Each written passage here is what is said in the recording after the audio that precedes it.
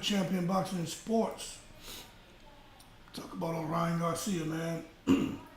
Let me go to my live broadcast so I can see what's happening here. Pause that. Boom. See if some people jump on here, man. Because there are a lot of opinions about Ryan Garcia and whether he quit or not. Ryan Garcia quit. Is Tank the new face of boxing? Those are the questions. We'll wait till we get some people on here, man, and then we'll start chopping it up. Now, for those of you, as we wait for people to come on, for those of you who didn't see the fight last night, let me just go ahead and tell you, the fight was competitive. It was truly a 50-50 fight. But there are just a few things that Ryan Garcia kind of got away from. But I'm going to tell you, it's like what we've been saying when it comes to a guy like Tank Davis, when it comes to someone like a Terrence Crawford, right? With Tank Davis, at some point in the fight where when he hits somebody, the whole fight changes. You know what I'm saying? The entire fight changes. Hold on, let me get something to drink.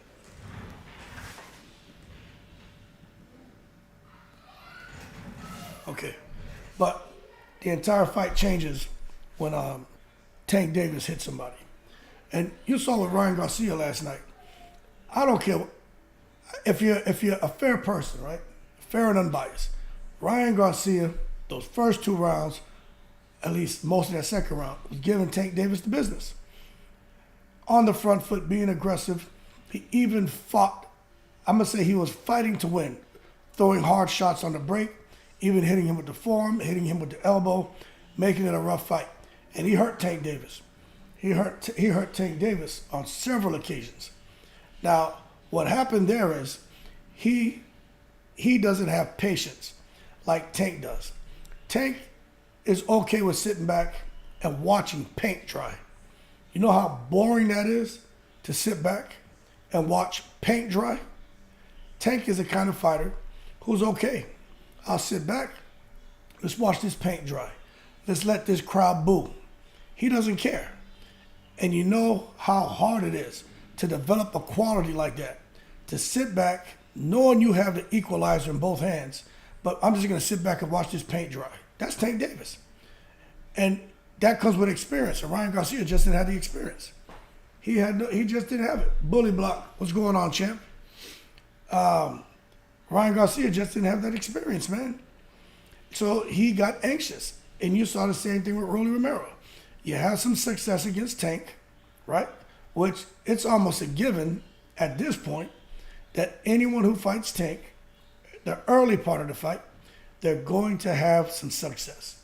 But what happens is, as I truly believe, Tank allows those guys to have a certain amount of success against him, to get them to let their guard down and go more offense and less focus on defense. And as a result, Tank clips him. And that's a good strategy to have, but in order to do that, you got to be comfortable being in the line of fire, being in the pocket. And what happened when Tank Davis stayed in the pocket, because Ryan Garcia was throwing some hard shots. He was making the fight ugly up until he got knocked down. But when he got hit, you saw that he became very apprehensive. You know, he was no longer looking to just come in. He forgot about his jab, and he was in there just looking to throw one shot. Now, Bully Block is on here. What's going on, champ? He says Ryan was beaten mentally and physically. Tank was setting traps the whole fight. He fights just like Mayweather. And I happen to agree with that. Now, what I noticed with Tank Davis and Ryan Garcia, from the opening bell, right? I noticed Ryan Garcia came out aggressive, and I was rooting for him. Now, I don't have favorites in the fight, right? I like Ryan and Tank. But when I saw Ryan come out aggressive, I said, that's the kind of fight he needs to fight against Tank to beat him. But can he sustain that? And that was my question. Can he sustain that aggressive fighting style against Tank Davis? And he had the success, but he couldn't keep it up. And then he got clipped. Now, at the same time, when I saw that, I said, he's playing right into Tank. Any fighter, right, at this point in time, if you're gonna just come walking directly into Tank Davis, you got to expect to get knocked out, to get knocked down. Bully Block says, yeah, that's what he does. You can't just walk towards Tank Davis and just think that you're going to just continue to have some kind of success. And it's like I said before, we did the video. You got a big target against a small target. The smaller man wins in boxing, and the person who gets the lowest and the smallest, even in basketball, they win. Tank's already, 5'5"? And he was getting super low, so he was getting underneath Ryan Garcia's shots. So from the opening bell, I said, this isn't going to work out well. But when he hit Ryan Garcia, he hurt him, man. He hurt Ryan Garcia. Now, the question is, right, as the fight went on, Ryan Garcia definitely slowed down. Tank was getting the edge. I'm going to tell you what Ryan Garcia was feeling. I'm going to tell you what he was feeling. And I'm going to tell you what he said that I thought was very disturbing, right?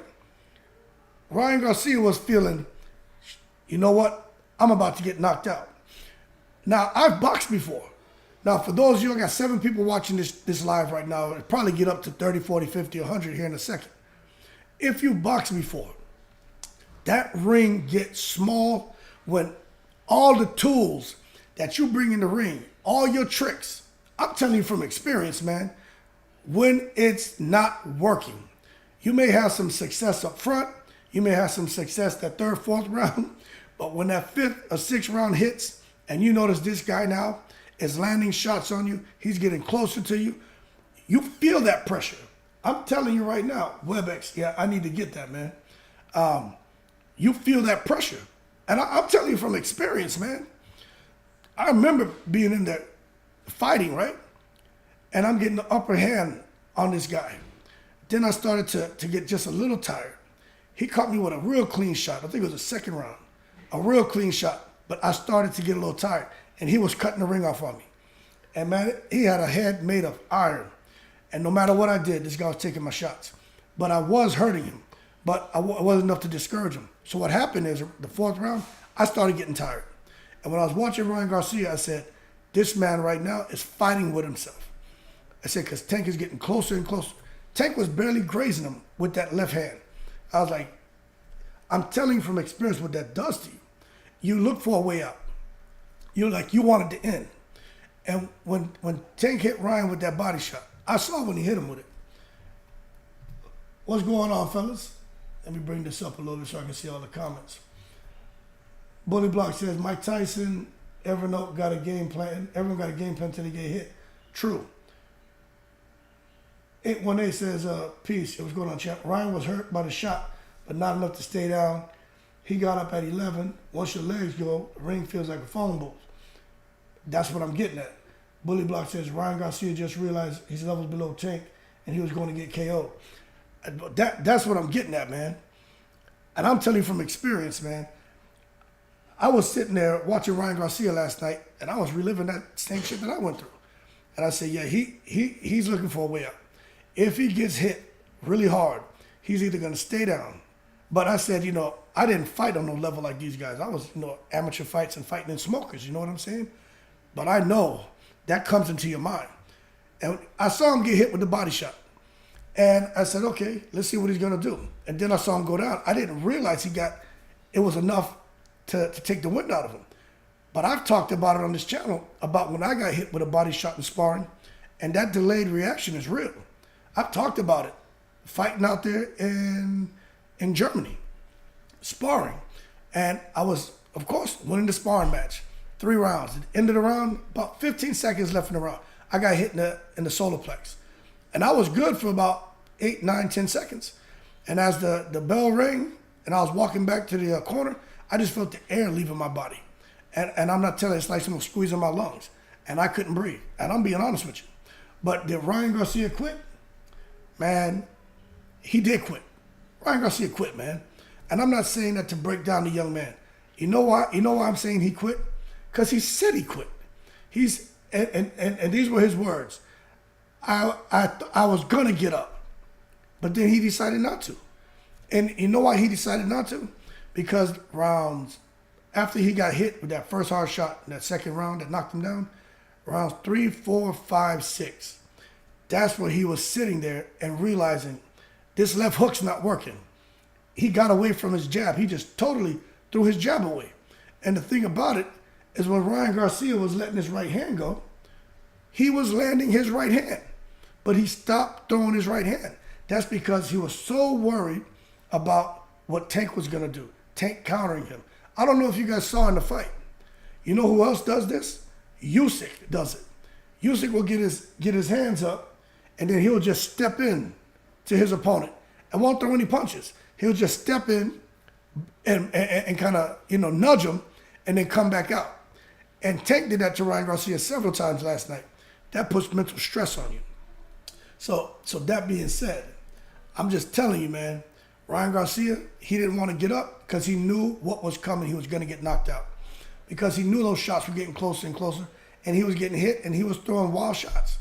He was panicking. It was more of an anxious type fighter. My boy Bully Block says it's just like when fighters would fight Floyd. You don't got a chance, and you realize all the training and fights, you ain't know here, you're not on level a master's class. That's right. That's absolutely what happened. Giant TV, what's going on, brother? He said, I noticed during undercards how small the ring was. Take his A side, he usually has bigger rings. He really wanted to beat up Ryan. Yeah, I didn't, now that you say it, it wasn't a Caleb Plant Benavidez type ring, was it? It was a little bit smaller, but it wasn't Tony Harrison, Tim Tszyu small like that. That was ridiculous. But what I'm getting at is Ryan Garcia didn't want to get knocked out. He said it. And he said something, I don't know if y'all caught it. There was during the post-fight conference. And this is why I'm comparing him to Victor Ortiz. We all know Victor Ortiz is a quitter. He's a quitter, right? Horrible. What's going on, Chief Wildfire? He says, Ryan Trainer looks even more like a clown to me. I was trying to tell y'all about Joe Goosen. Joe the Denim Goosen. Joe Vidal Sassoon Goosen. I told y'all. But you know what? Joe Goosen told y'all. He said, there's nothing for me to show Ryan Garcia. There's nothing for me to show him. How can a fighter have a chance when the trainer's saying, there's nothing for me to show him? This guy does everything great. There's things I say, and then he comes and then he tells me things, and I'm like, wow, let me close this. He's like, wow, I didn't even see that. Ryan Garcia has awareness. He has all of this experience. I'm like, come on, man. That's crazy. For Joe Goosen to sit there and say, there's nothing for him to show Ryan Garcia. So he basically just set Ryan Garcia up, man, to get executed. And if for Ryan Garcia to come out and say, that's why I'm comparing to Victor Ortiz. Ryan Garcia said, these were his words, right? I knew I could get hurt, and I didn't want to get hurt. I said, man, you in boxing. So I decided just not to continue because he felt like he wasn't in the right mind frame, and physically he wasn't right to continue fighting. And if he did, he knew he could get hurt really badly, and he didn't want to get hurt like that. Now, that is crazy. Now, what I will say is, you know what? At the same time, he kind of knew what his limitations were. He's not really making an excuse for being dehydrated, right? But if you're a fighter, you can't come out and just say, you know what? No mas. Roberto Duran, Sugar Ray Leonard. No mas. I gave him a rematch. I'll fight him. He'll give me another fight. That's what Ryan Garcia did, basically. You know what? We fought. he hurt me. I don't want to continue. I don't feel like getting knocked out. That's not how I want to go out. So I just won't continue. He quit, man. And that's a horrible quality. Now, you guys tell me. Now, Tank is a special fighter, right? Tank's got that equalizer. He can tranquilize you. But how is Ryan Garcia going to go up to 140 and be effective against any of the killers at 140? You understand? That's my thing. He probably cracked a rib. Now, he ain't cracked a rib, man. Ryan Garcia, his pride was cracked is what happened right there, in my opinion. Now, when you talk about Ryan Garcia going up to 140, this is what we're talking about at 140. Let me make this a little bit smaller for y'all. You guys looking at this? So you tell me, how is Ryan Garcia going to go up there and mess with Josh Taylor when he doesn't want to get knocked out, embarrassed, and hurt? How's he going to fight Prograis, who's a lion?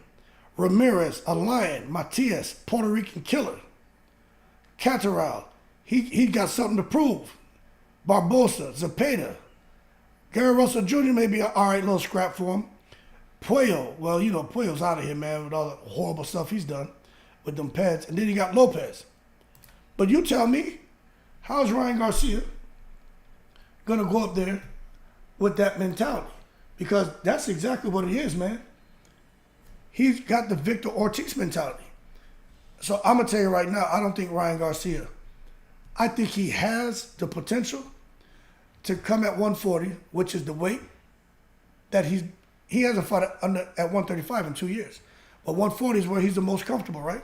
I think he has the potential to come out there and make some noise. But I don't think Ryan Garcia is going to go on and to win titles and dominate at 140.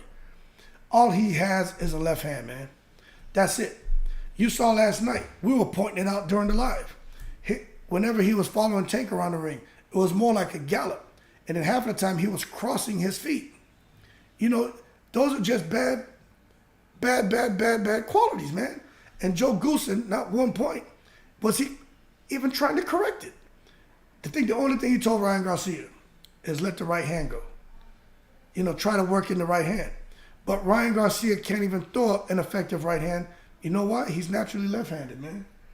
My boy Giant TV said it was 818 says it was a liver shot. Yeah, it looked like he caught him kind of right above the liver, man. It had a delayed reaction and could have froze him up a bit, but he said he could have continued. I'm not saying that. He said that. Chief Wildfire says, Giant TV says they're going to make the Teofimo fight. They deserve each other. I'm going to be honest with you, man. I think I give everybody a chance against Ryan Garcia. If Ryan Garcia can't knock him out and the fight gets in the fifth or sixth round and he's against somebody with a little pop, I give them the chance to beat Ryan Garcia.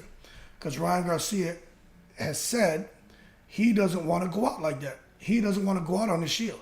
And I'm going to tell you what. Everyone made fun of Keith Thurman. They make fun of Keith Thurman to this day. Saying Keith Thurman doesn't have a strong midsection, right? I get it. Keith Thurman did get hit with some clean shots to the midsection. He doesn't like it. You hit Keith Thurman in the midsection, he starts to haul ass around the ring. It's hilarious, right? Everyone knows Keith Thurman in the mid. He doesn't like body shots, but Keith Thurman he didn't quit and he didn't go down. And I'm gonna tell you right now, that body shot that Keith Thurman got hit, he got hit with by Collazo. He got hit full blast, full power, left hand in the solar plex. And he almost went down. And how that man survived the rest of that round, I have no idea. But that shows you the difference in mentality. That's why I always say, in boxing, you're either going to find a way to win or you're going to find a way to lose. And Ryan Garcia found a way to lose. Now, don't get me wrong. We talk about the liver shot is deadly. But what he got hit with, I didn't get hit with it, man. But I'm going off of not just the way he reacted. I'm going off what he said. I'm going off of his words. So I'm not assuming anything. He said he didn't want to continue because he knew he could probably get hurt, and he didn't want to get hurt like that. And that's bad medicine, man. That's bad medicine. Chief Wildfire says they got to get a new trainer and everything. Yeah, he needs to get away from Joe Goosen immediately. Joe Goosen, let me tell you, 4 decades in the business, and he couldn't sit there and over the last 6 months get Ryan Garcia's footwork together, really get Ryan Garcia to using an effective right hand, and even the left hand. I'm watching this, and we're commenting on the live. For Ryan Garcia to not throw the left hook at Gervonta Davis' head, he's dipping and getting under it. He should throw it at the bicep, at the shoulder. So when he throws it and Gervonta goes to slip it, it catches him. But Joe Goose is not even telling him that. But in the ring, it's totally different. I'm just telling you, it's totally different. I don't care if you're slap boxing in the neighborhood, if you're sparring in the gym, or if you're fighting in a smoker, or fighting in an amateur bout or as a professional. It's different when you're in that ring and you got somebody coming at you trying to take your head off, all right? So it is what it is.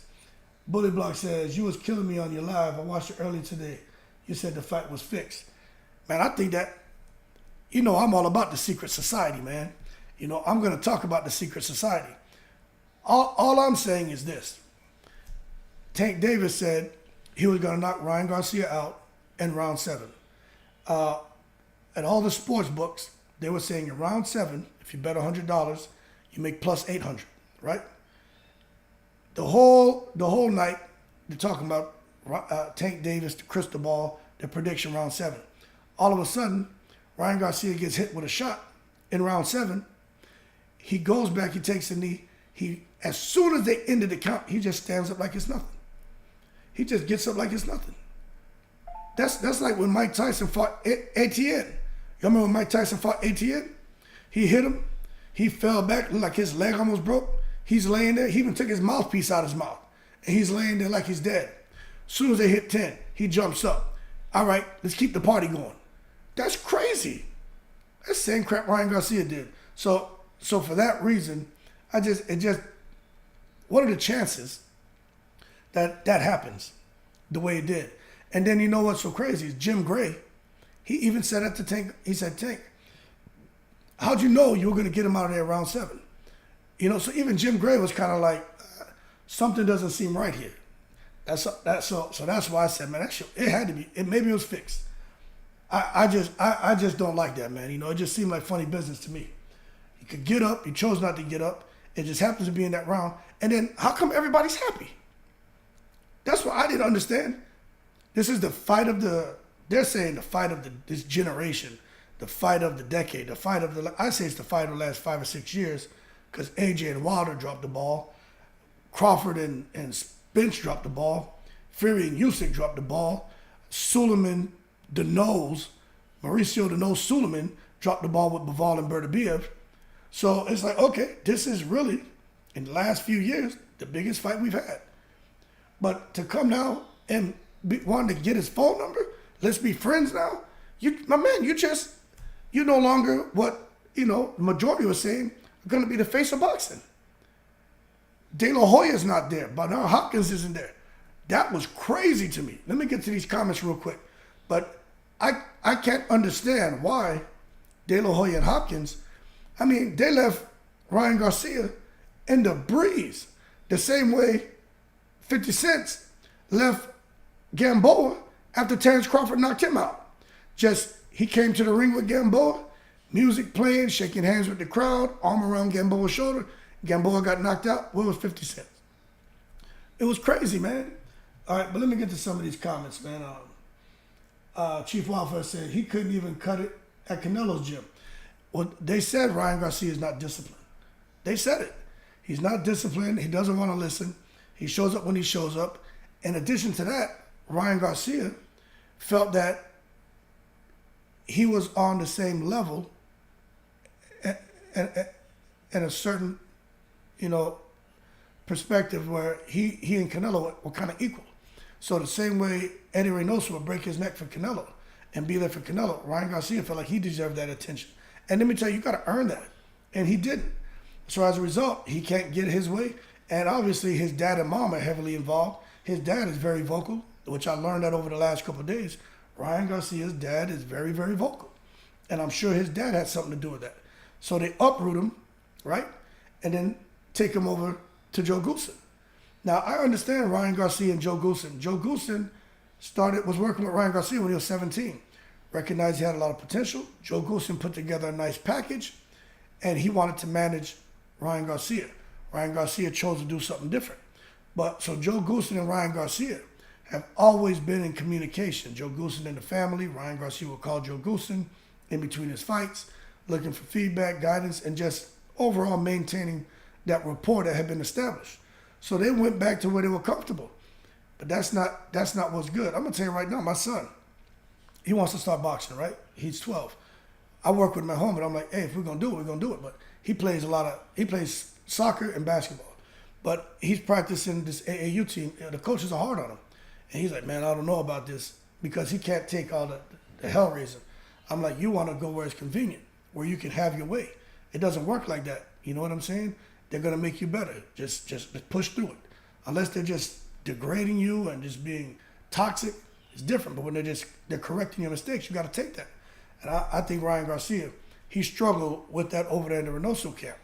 But I don't think he really understood their story. Canelo, family selling ice cream, Reynoso, the trek he made to get to America. Reynoso has an interesting story. These guys don't want someone who feels they're entitled. These guys know if this thing that they're doing that's working, if it stops working, they know where they could possibly end up at. They have a lot of people that depend on them. They don't want people on the team who's not going to work. So I can't blame them for saying, hey, he can bounce. Now you look, Ryan Garcia, to me, he looks worse now than he ever has, in my opinion. Bullet, who do I think is, okay, Pennant, what's going on, Pennant? He says, who do you think is the best boxing trainer? There's so many great boxing trainers, but if you ask me, I really like Derek James, but you know who else I like? The guy who was training Andy Ruiz. The guy who was training Andy Ruiz when Ruiz beat Anthony Joshua, I like him a lot, man.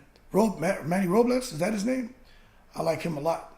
And I don't think he gets the credit that he deserves. But I think he's a good trainer. And I think Ryan Garcia should go somewhere like that. I really do.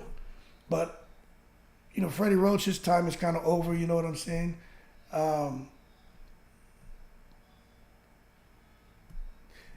You know, I'm trying to think of some of the other trainers, but who really, for him, because he's in California too, I think Manny Robles. He should go with Manny Robles. Bully Block says Ryan Garcia will be a great fighter because fighting Tank, he learned a lot. Now it's just like Canelo and Canelo fighting Mayweather. Hold on, let me get through these comments, right? Bully Block, you just said something here. I'm about to get through these comments. Where are we at? Now I don't agree with that, man. Ryan Garcia, you see the difference is, right? He's gonna learn some stuff from fighting Tank. But the problem is Ryan Garcia quit. Canelo didn't quit. Ryan Garcia said, you know what, I don't want to get knocked out. Canelo tried to fight. And you saw even when Canelo fought Jose Cotto, when he got hit and he was hurt, he didn't take a knee. He pushed through it and he fought and he was still getting hit with some hard shots. He came back and won the fight. I'm not saying Ryan Garcia would have came back and won the fight, but I think he'd be more respected and people would hold him in a higher regard if he would have given himself a chance. And he didn't. He just said, you know what, I'm okay, I'm comfortable, I'm waking up in silk pajamas, I got 9 million subscribers, I'm making so much money outside of boxing, I don't need boxing, so why do this? He went Victor Ortiz. And that's why, for me, I'm struggling with Ryan Garcia, and if he can go to the next level, especially at 140 pounds. Bully Block says, Canelo learned from the fight with Mayweather, made him a better fighter. Ryan's going to learn from the fight with Tank, make him a better fighter. He's going to be great. I don't know, man. I just think Canelo and Ryan Garcia, we shouldn't even be mentioning those guys in the same sentence. But I understand what you're saying about getting that experience and taking that and learning from it to evolve yourself. Kevin Knight says, Garcia found his way out. He took a shot, missed, took little damage, got out. 2 left hooks, front lands inside. He got dropped twice.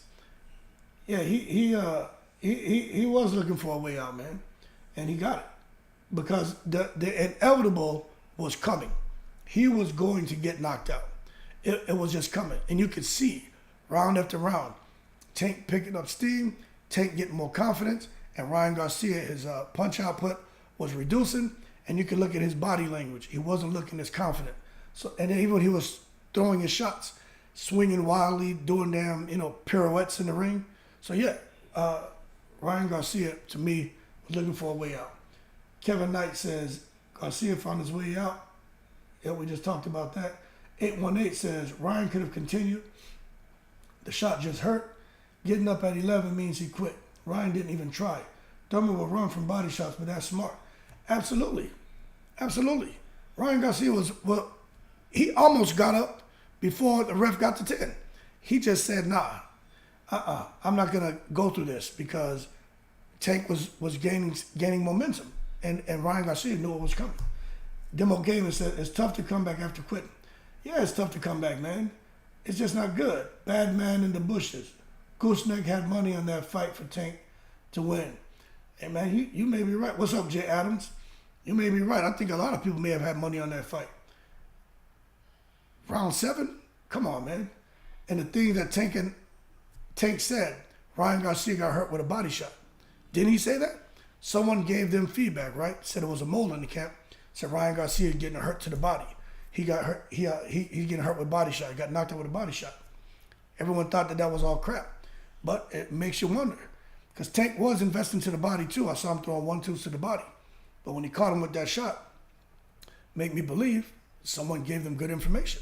So it is what it is. Just like Ryan Garcia got information from Mario Barros and his team, where they said fighting Tank Davis, they had more success when they're on the front foot and being aggressive. But when they're actually trying to box and keep it in the center of the ring and let Tank get his confidence up, that's where they struggle. But Ryan Garcia, he failed miserably last night. But he's still a tough guy. It was a good fight. But the fact that he quit, I'll always have an issue with that. Giant TV says, maybe leaving Eddie was a mistake. Yeah, I agree. I think a lot of us agree that was a mistake. Ryan Garcia leaving Eddie Reynoso, he looked great over there. He looked great.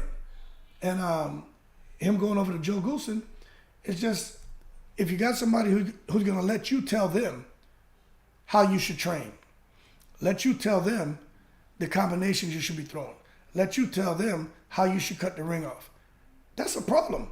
Who's the trainer? I tell you, man, at some point, the trainer, when you have a trainee like that, man, there has to be some direct communication, some iron-fisted type leadership, man. And Joe Goosen doesn't seem like he's about that. I look how he come in the ring, man. He all Vidal Sassooned up. There's no animation in his corner.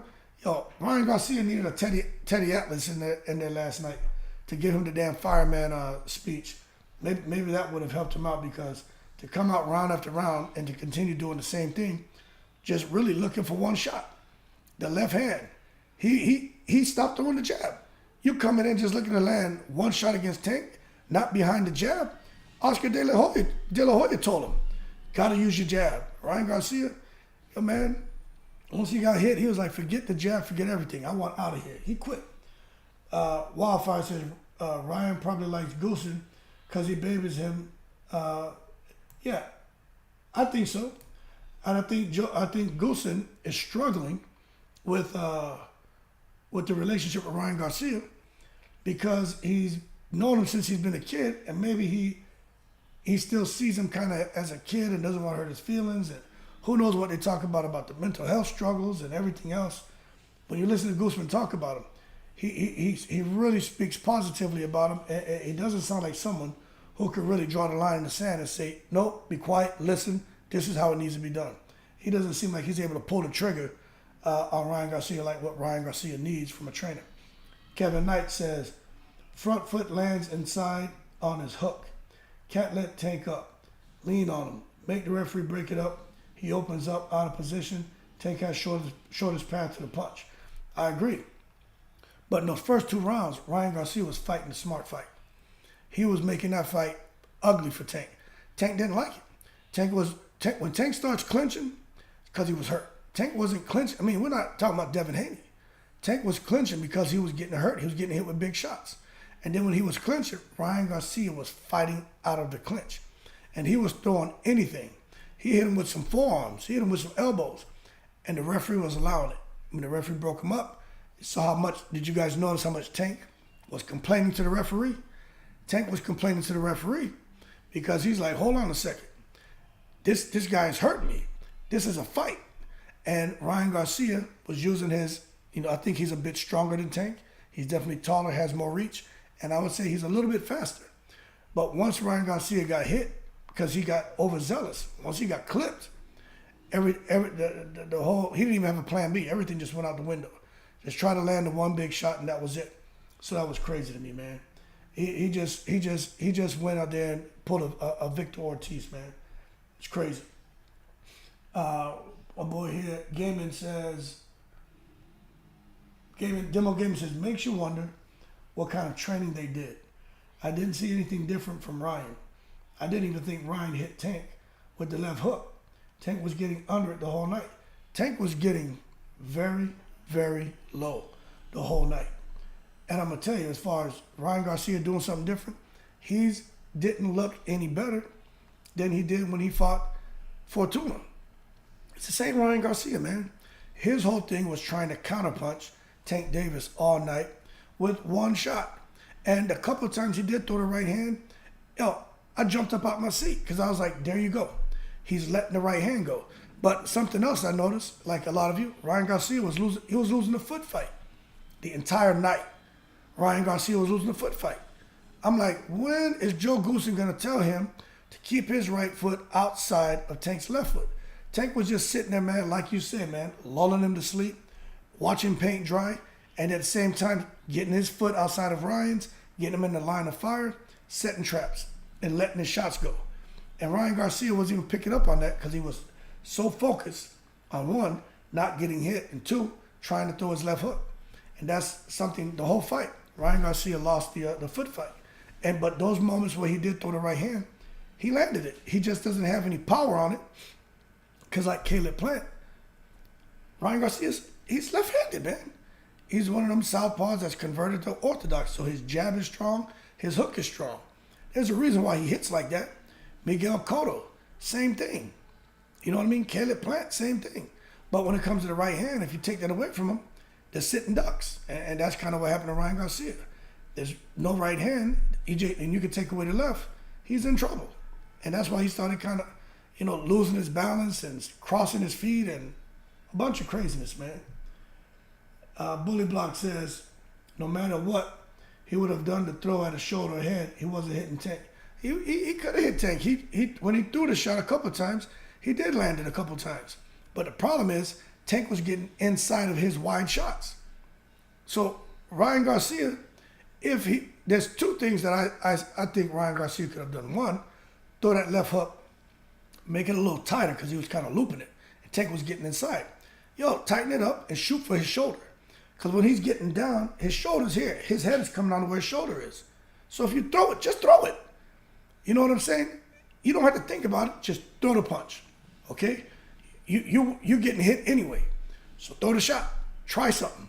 And the other thing I would like to see Ryan Garcia do is throw the jab, take a half step back when Tank comes to counter, and throw the right hand, left hook, then the big right hand. Something is going to land. I even would like to see Ryan Garcia throw the 1, 2, bring that 2 back halfway, and then explode with that 2 again, a double right hand.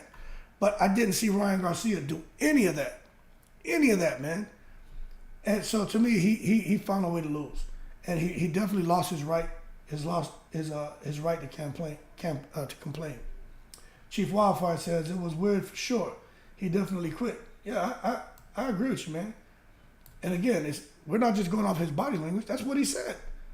That's what he said. Kevin Knight says, Tank lulls you to sleep. Lulls into mistakes, overreaching, etc. You can't teach that experience, man.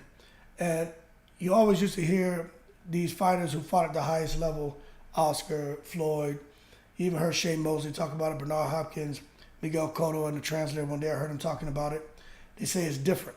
Even Anthony Joshua talked about it, but all these guys, it's different. Sugar Ray Leonard talked about it. He says, when you get in front of that crowd and all those lights, it can make you're either going to rise to the occasion or you're not. But something else is different is Ryan Garcia has never fought, I don't think, for a title. He's never been in any championship fights. He hasn't fought any elite fighters. Okay? Tank's been doing that for a while. He may not be fighting the fighters that you guys want to see, but Tank has the experience on that level. Tank has already been there and done that with trying to throw the hardest shots he can possibly throw and entertain the crowd and knock people out. You guys remember when Tank went over there to the UK and he fought and he knocked that guy out. And when he fought Pedraza, if you watch Tank, he's not the same fighter that he was then. He's evolved. He's still vicious, right?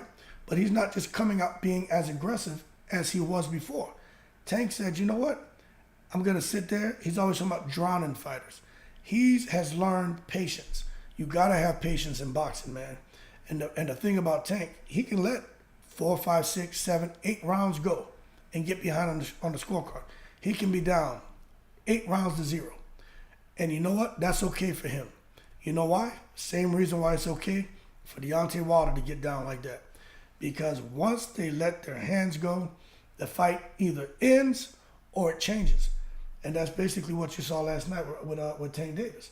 Once he started letting his hands go, just like always, the fight changes or the fight ends. So it is what it is. You know what I'm saying? Right here, Chief Wildfire said, you seen Jim Gray pull a towel off Tank's head?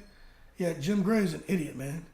You know, I was last night, I said it was Mayweather who lit him up. It wasn't Mayweather. I know it was James Toney. Y'all remember when James Toney was about to fight Jim Gray? Because Jim Gray was being too aggressive. And James Toney was like, why you walking up on me, dog? And I think he knocked the microphone out of Jim Gray's hand. But yeah, Jim Gray, it's good for Jim Gray to want to get the story, for Jim Gray to want to go out there and ask the tough questions. But he's got to understand these guys are just coming out of fighting. They're emotional. You can't put your hands on people, man. He lucky Tank didn't shove him or something because James Toney almost whipped his butt in the ring. I don't know if y'all remember that. But he tried that crap with James Toney. Ran up on him and grabbed him, and James Toney wasn't going for it. But yeah, Jim Gray, man, he always tripping. He's not as bad as Larry Merchant, but he's pretty damn close. Bully Block says, everybody said, though, I said Stevenson said that. That's just the right call. Yeah, Fury and Wilder was a bigger fight than this fight. Oh, hell yeah. This fight, you know, yeah, it was 2 big names. It was good to see Ryan Garcia and Tank Davis fight. It was really good to see those guys getting there. It was very entertaining. If you saw my live for that fight, and I was out here, I was out here, man, going crazy, because you just know at any time someone's gonna get knocked out. But no, let's not take it to the stupid. Deontay Wilder and Anthony Joshua, much bigger fight, man. Terrence Crawford and Earl Spence, much bigger fight. But this right here satisfied that hunger, you know, that craving that we've had to see 2 excellent fighters in their prime with undefeated records get in the ring and mix it up. And of course, we don't have any reports on the pay-per-view numbers, but I'm curious to find out what they did in pay-per-view sales. I'm very interested to find out, man. Jay Adams says the first one, Fury and Wilder, was bigger than, yeah. Oh, you're talking about Fury and Wilder. Oh, yeah, Fury and Wilder, the first one. Yeah, that was crazy, man. I'm thinking AJ and Wilder, man. But yeah, Fury and Wilder was definitely bigger than this. And AJ and Wilder, if they would have fought, definitely would have been bigger than this one, man. My boy, Bad Man in the Bushes. Research, bread, and circuses. Yeah, all right, no problem. The answer to many sports enigmas lies there. All right, man, I'll check it out. Bully Block says, I used to knock people out like 2. My coach said it was a mental. They felt my power and stayed down. Yeah, if you're in the ring and you know you just have no chance of winning, I mean, you know, you've seen fighters do it before, but not like what Ryan Garcia did. You know that, and the difference is you don't expect a guy like Ryan Garcia to quit. You know what I'm saying? It like that really made me think about what's his name said. Marvelous Marvin Hagler. It's hard to wake up and run whatever 5, 6, 7, 8, 9, 10 miles in the morning at 3, 4 a.m. when you're waking up in silk pajamas. And I'm going to say the same thing. It's probably hard to get up after getting knocked down when you know you're making 2, 3 times as much outside of boxing than you are in boxing. And Ryan Garcia didn't want that. And I just think for him, that's a horrible sign for someone who thinks they're going to go now, because fight fans are not very forgiving. You think you're going to come back now and go into a fight and have everybody there to root for you, you know what I'm saying, and cheer you on and expect to see something different? At 140, yeah, okay. He may fight Devin Haney at 140. That may be a safe fight for him. But fighting anybody who got some pop, that's not a good fight for Ryan Garcia. Because everybody knows, look, his secret's up. He can't fight. Ryan Garcia can't do nothing without that left. When you take his left hand, Ryan Garcia can't do anything. That's not me saying that to break the young man down. You take his left hand away, he has nothing. He really isn't a complete fighter. And that's bad medicine, because now the whole world knows, everyone knows. Without that left hand, Ryan Garcia has nothing. He has no steam on that right. Without his left, he's nothing. And that's horrible. That's horrible.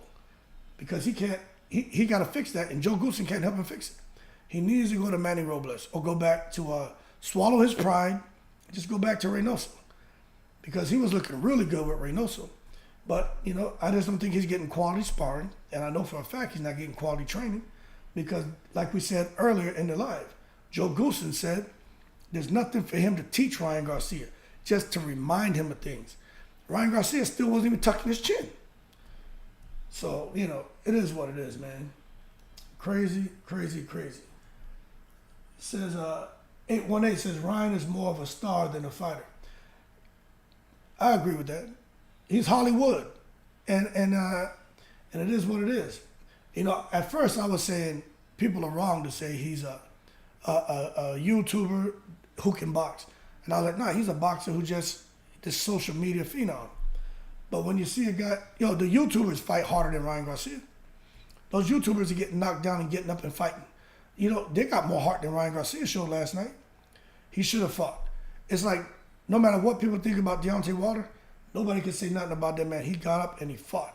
You know what I'm saying? You have to get up and you have to keep fighting. You can't just quit. You can't just quit, man. Even my favorite, Blair the Flair Cobb, when he fought Rocha, he was getting tore out the frame. Blair the Flair was still trying to fight. But, they needed to stop that. But let it get to that point. It's okay. Let it get to that point. You don't even want to go out there and give yourself a chance. I don't like that. I don't like that. And I do think that's going to hurt Ryan Garcia coming back into his next fight. I do. I just think that's going to adversely affect how people receive him. Kevin Knight says, I just think Garcia knew he was going to get beat up. He was out of ideas. I think we see what Ryan will forever be. He can't understand distance, when not to punch. Yeah. That's because he looked amateurish. He looked amateurish. Just like in the amateurs, man, right? You got 3 rounds, right? Let as many shots go as you possibly can. But what happens after, right? In professional boxing, after the 3 rounds? What happens? You're letting all these shots go. But after the third round, okay, you realize you got to be some skill involved. You got to be able to set traps. You can't just keep doing the same thing over and over. And that's what happened to him. So I agree with you, Bully Block, that Ryan Garcia is going to learn from this, because he's going to realize, all right, I've been getting away with this amateurish style of fighting for so long that he thought maybe he could carry that forward against probably, some see Tank Davis as the top dog at 135. And he learned the hard way that amateurish style of fighting, that's not going to take him far, fighting against the elite. So Ryan Garcia's got to go back to the drawing board. And something else that really annoys me, you got Oscar De La Hoya over there. You got B-Hop over there. Are they trying to talk to him? Are they trying to help him? Especially over the years, is it that Ryan Garcia, like Joe Goosen said, is a guy, if you tell him something, he feels like he has a voice. He's not going to suffer in silence. And if he doesn't want to do something, he's going to tell you. If he feels that he knows a better way, he's going to tell you.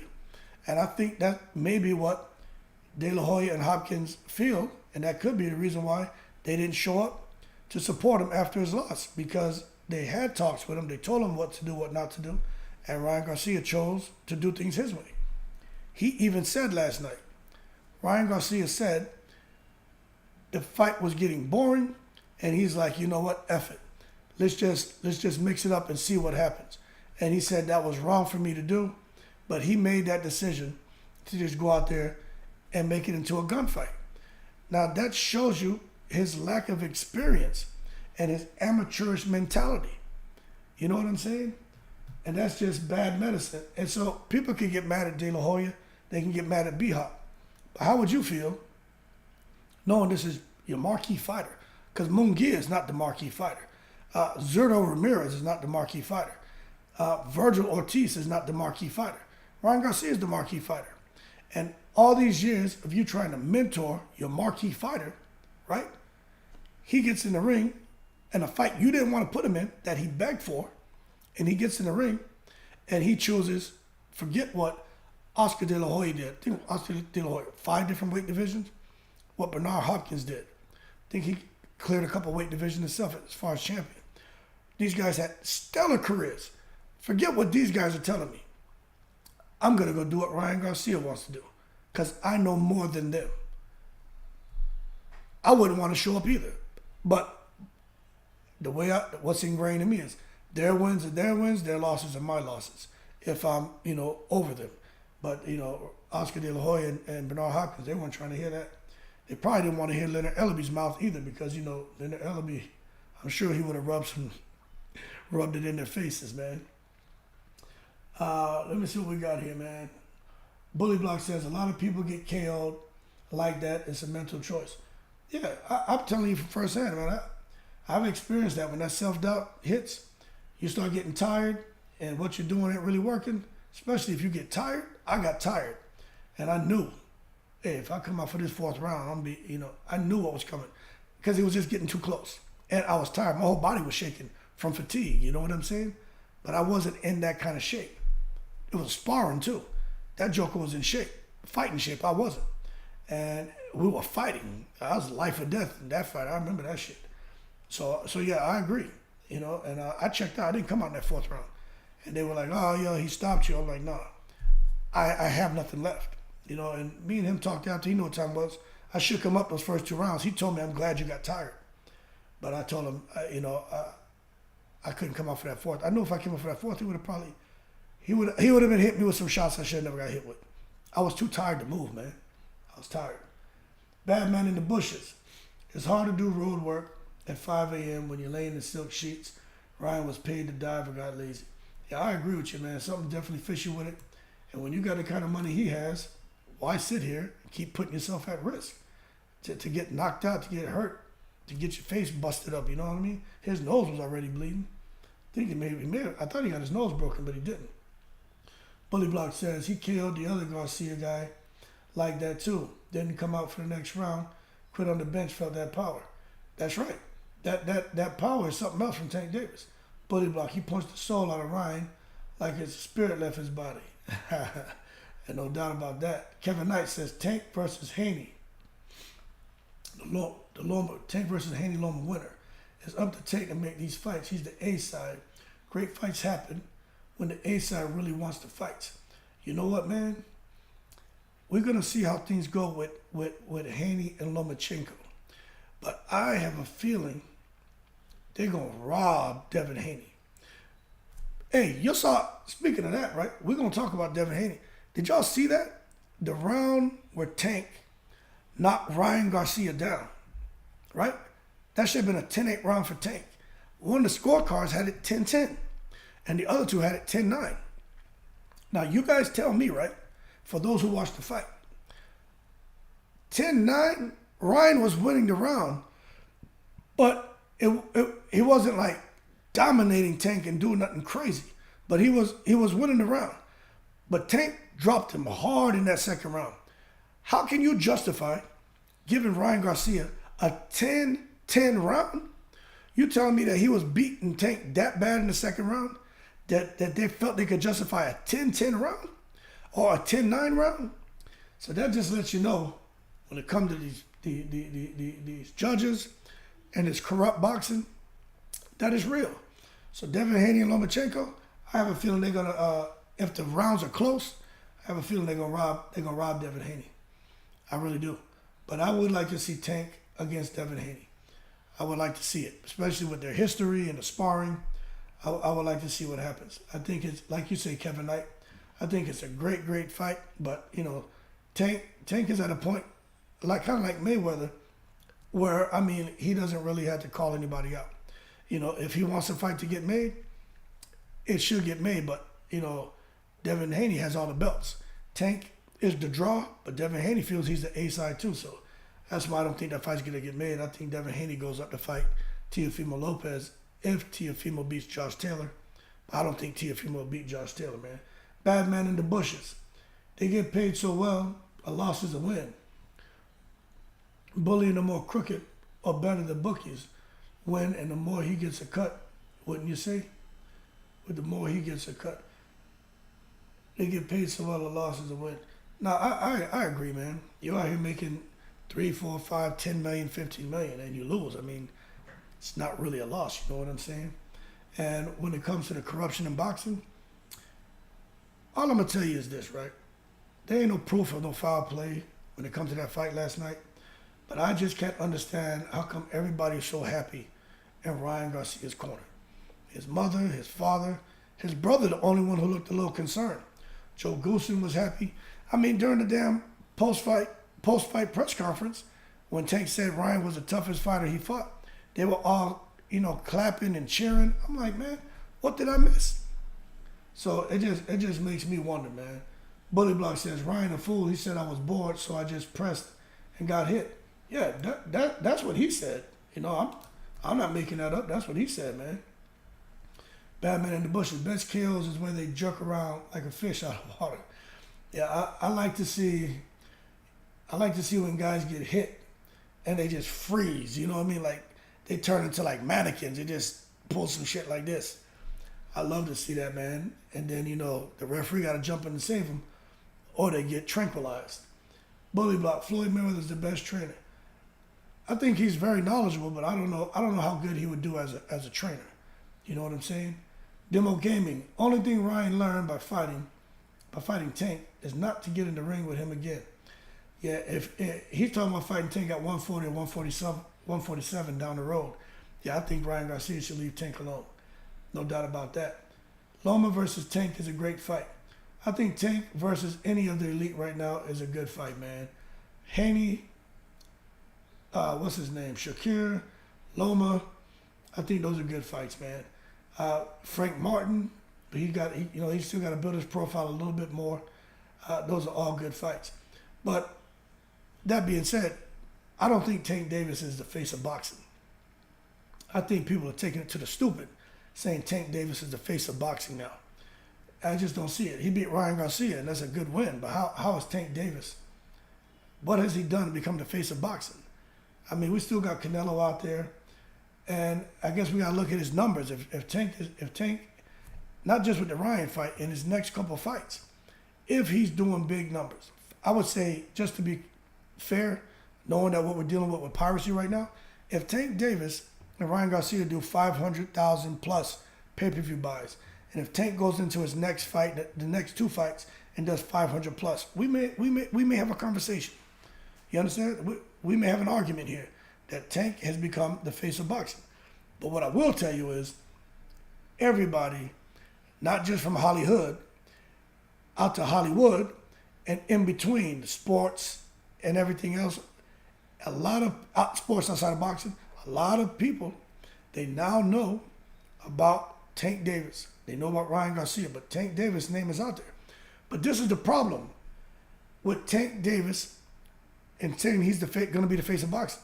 Tank Davis is about to go to jail, man. I'm going to get through these comments. He's about to go to the joint.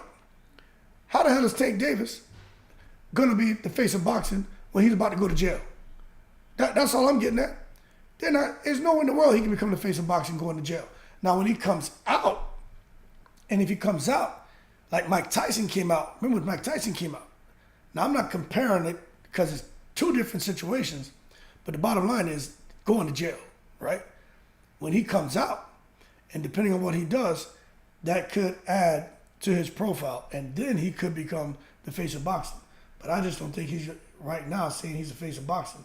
I think we're getting way ahead of ourselves. Tank Davis is not the face of boxing right now. He's still got some work to do. Demo, only thing right, Kevin. Yeah, Loma versus Tank is a great fight. And that's a great fight because Tank can box and Loma can box. And Loma's got angles and everything. He got good head movement, good defense. It's going to be a very interesting fight. And they're both about the same height. So that would be a very competitive fight, very fun fight. Chief Wildfire, I heard Calvin mentioning a Pitbull rematch. Nobody wants that. Yeah, they did say that that's their number one priority, is having a rematch with Pitbull because it bothers them that so many people say Pitbull won that fight when Tank Davis had an injured left hand. And he says that's something that's kind of like a thorn in the side, and he does want to get that fight, shut Pitbull down, that way they can move beyond that, because he feels that's kind of like when Mayweather fought Castillo. Everybody was saying they feel like he lost, and he had to have that rematch to clear that up. But me personally, I think right now, not many people want to see Tank fight no damn Pitbull right now. I just think this like Tank, Shakur, Tank, Devin, you know what I mean? Like that's the direction he needs to go, in my opinion. David Cummins says, Tank is a phenomenal boxer. Ryan proved he can mix it up with the best, but should move up to 140. Yeah, he should. And I'm going to tell you, Ryan wasn't blaming his performance. He wasn't blaming his performance on making 136 pounds. But he did say when he first came into the ring, he felt weak, but once he got going, he was okay. But he did say that, hey, he did feel like it took something out of him. He feels better at 140. So, and I think that's fair. But he didn't really make any excuse. He just said, I got hit with a good shot, and I didn't want to continue. So I was okay with him getting hit with a good shot. I had a problem when he just said he didn't want to continue. Kevin Knight says, Tank lulls him to boredom, which creates mistakes. Garcia was anxious. Yeah, he was very anxious, man. And then he got tranquilized to the body. Garcia said, I got bored. Yep, that's what he said. Judges had Ryan up by 3 rounds, scored second, 10-10. Was the fix in? Hell yeah, the fix was in. That secret society, man. Bully block. Ryan was trying to fight, but he wasn't allowed because Tank controls chess game. Yeah, Tank would go, dip out to Ryan's left, and get out of range to where Ryan couldn't hit him. And then he would tie him up just enough to make sure he was safe, and then the referee would break him, or he would just exit out on an angle. So Tank was doing some very smart stuff in there, because although clinching isn't illegal, clinching is part of boxing, and there's always going to be clinching. Kevin Knight says, Tank's lead hand, controlling lanes. Garcia has zero choice game. It matters too. Yeah, Ryan Garcia wasn't even trying to parry any of Tank's jabs. Nothing. Ryan Garcia had nothing. He wasn't trying to deflect shots, parry shots. His whole thing was just coming forward, trying to land the big left hook, and going straight forward, and just going straight back, not even out on angles, not even pivoting. He just has no footwork at all. And I blame Joe Goosen for that. Garcia can't understand inside fighting. Yeah, he doesn't know anything about inside fighting at all. You could see on the breaks he was trying to do some things, and obviously that's what he trained in. That's what he trained on, throwing uppercut, hook, when you're in close on the break, using the forearm to try to create space, but it didn't come together for him. He didn't look great in my opinion. Tank, Crawford, Mayweather, they all fight like that. They lull to sleep. Did it take you out? Okay. Did it take you out? They always win the fight. You can find a way to win and find a lose. They always win. Tank, Crawford, Mayweather, they fight like that. Lull you to sleep. Yeah, that's their whole thing, man. They're just going to sit there, man, pick you apart, and then they can explode on you, man. And they don't care if the fight goes the distance. They just want to get the win. Kevin Knight, Tank brought along perfectly. Yeah, absolutely. Absolutely. What they've done with Tank Davis, is outstanding. And I think Tank Davis truly does. I think he beats everybody at 135. I really do. Bully Block, I'm back, y'all. Kevin Knight, imagine Duran beating up Garcia at 135 pounds. He'd kill him. He'd kill him. Ryan Garcia wouldn't stand a chance. 818, it's hard to wake up at 5 a.m. and do road work after sleeping in silk sheets. Yeah, that's Hagler right there. Bully Block, this is what happens whenever you poke a bear. Yeah, leave the goddamn bear alone. Bully Block, Ryan Garcia, knockout artist. Do knock out any of his next opponents. Take Davis' hardest fight today. I don't know, Ryan Garcia, he can still fight, man. He just has a lot to work on if he wants to get in there with the elite. He better stay the hell away from Regis Prograis. He's better off going after Devin Haney or going after a Teofimo. Tank's hardest fight to date. Well, that's what Tank said. He might as well have been in there fighting with God. Yeah, I don't know what you're talking about there, Bully Block. He had no chance. Floyd was losing most of his higher fights, but he can adjust to any opponent just like Crawford and Floyd. Floyd Mayweather was losing most of his higher fights. Man, I don't know, man. I've watched every one of Floyd's fights, and I studied his first 25. Man, I never seen Floyd Mayweather in no situation where he's losing a fight. We know the Maidana fight was a little interesting, but outside of that, I never seen, and Castillo was a little interesting, but outside of that, I never seen Floyd in no bad situation in a fight. He's always pretty much controlling the fight, man. So, I don't know. Bully Block says, just like Bruce Lee, Floyd Mayweather was asked what his fighting style. He said he doesn't have a fighting style. Fighting styles to adjust any opponent. Yeah, and he proved that. Master class boxing, Roger Mayweather, most people don't know shit about boxing. No doubt about that. Demo Gaming. A lot of people that got hit by Tank said never got hit that hard. I even heard fighters say that he hits like a cruiserweight. Yeah, they say he hits like a cruiserweight. They even say that Tank Davis is out here knocking out heavyweights in sparring. So it's obvious that he can crack. And when you look at that video of him when he was like 7 years old, where he hit that kid he was sparring, he put some heat on him. So you could see from a little kid, he has something special in that left hand, man. He said they're gonna try to rob him, but Haney's still gonna win. Yeah, I think Haney and his dad need to get the hell away from Bob Arum. And that whole situation, it looks like it's coming to an end. Just go on and figure out what they're gonna do next.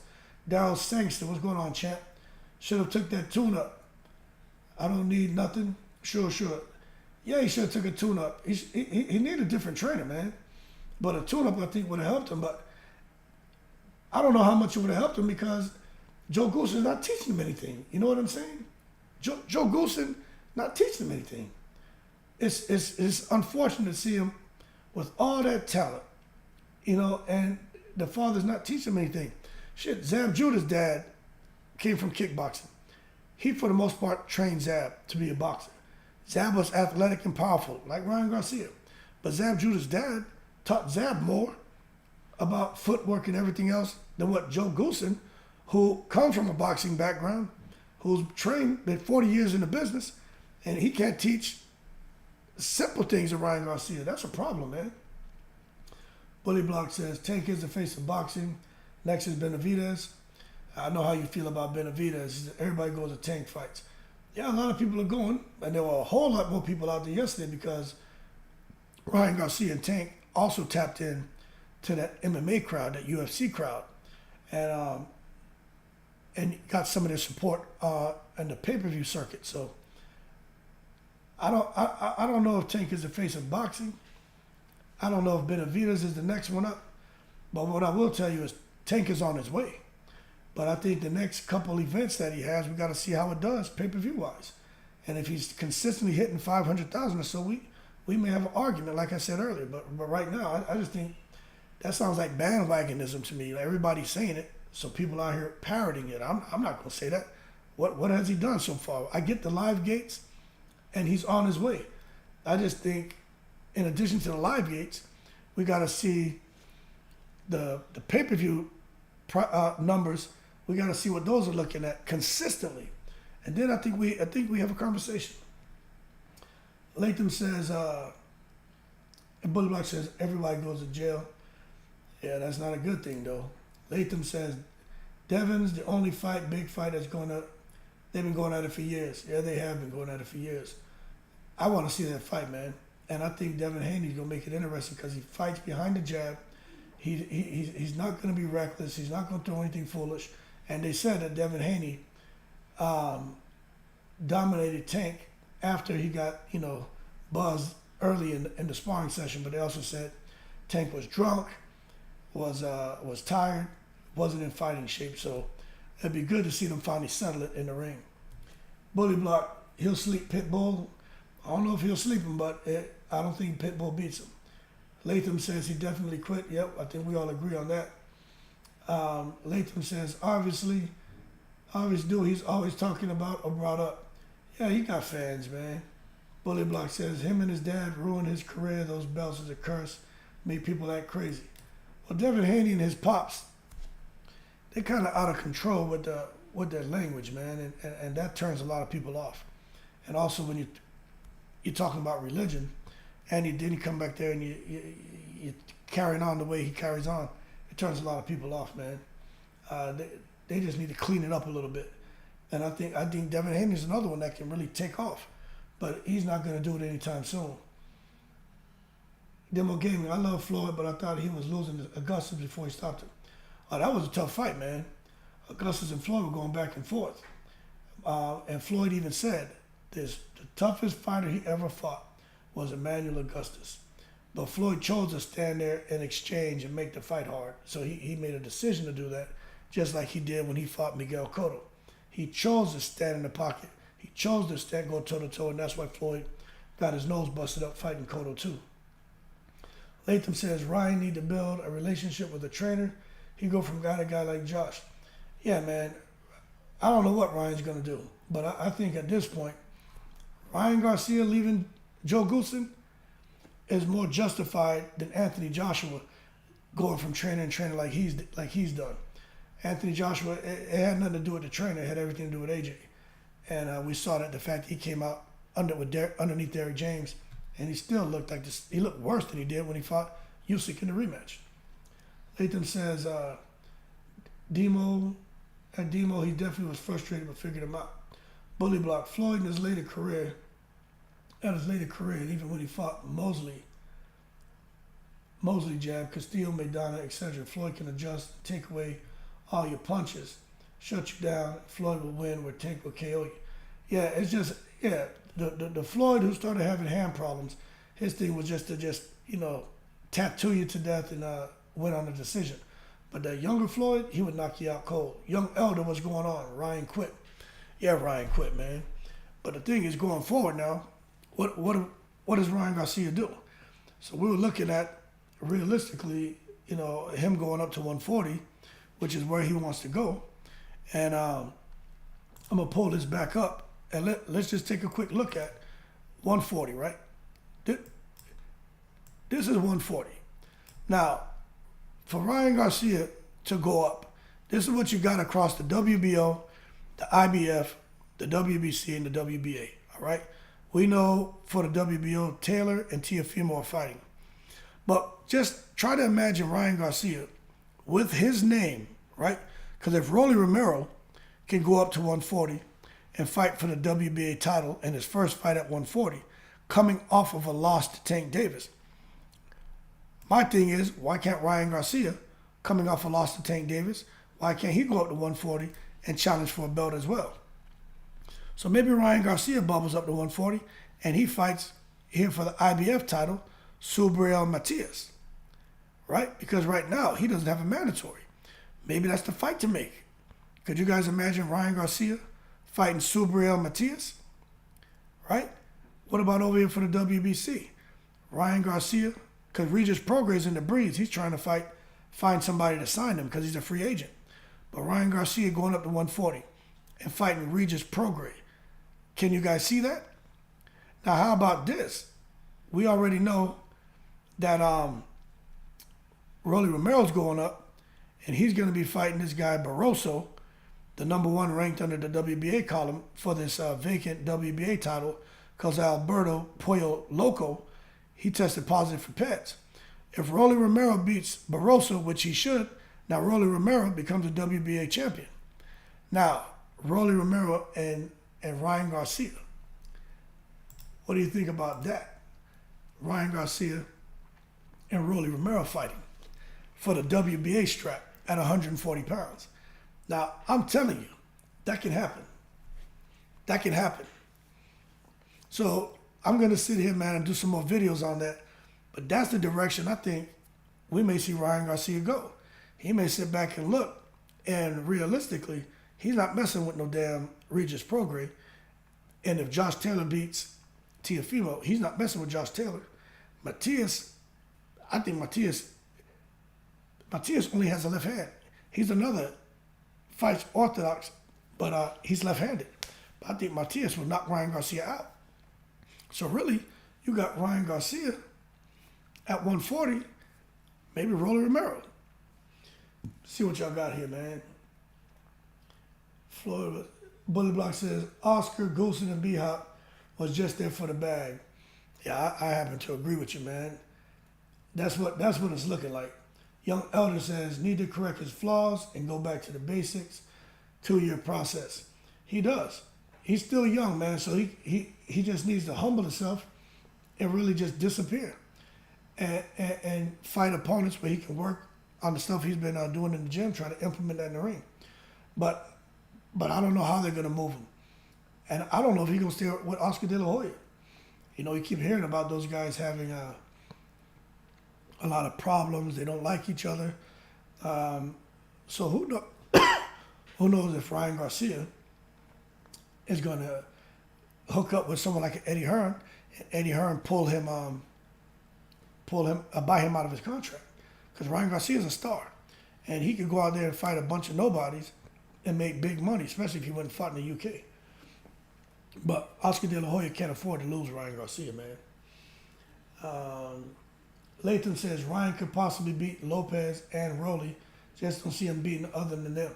Yeah, that's why I said the Lopez is a realistic fight. Rolly's a realistic fight.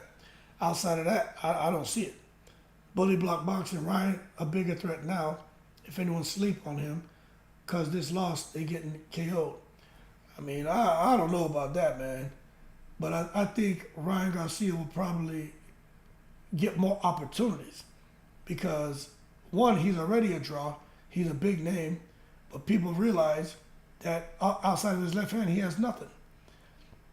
So I don't see Ryan Garcia knocking anybody out, to be honest with you, if he's going against elite fighters, because they're going to recognize that, take his left hand away, and he doesn't have anything, but he's still got speed.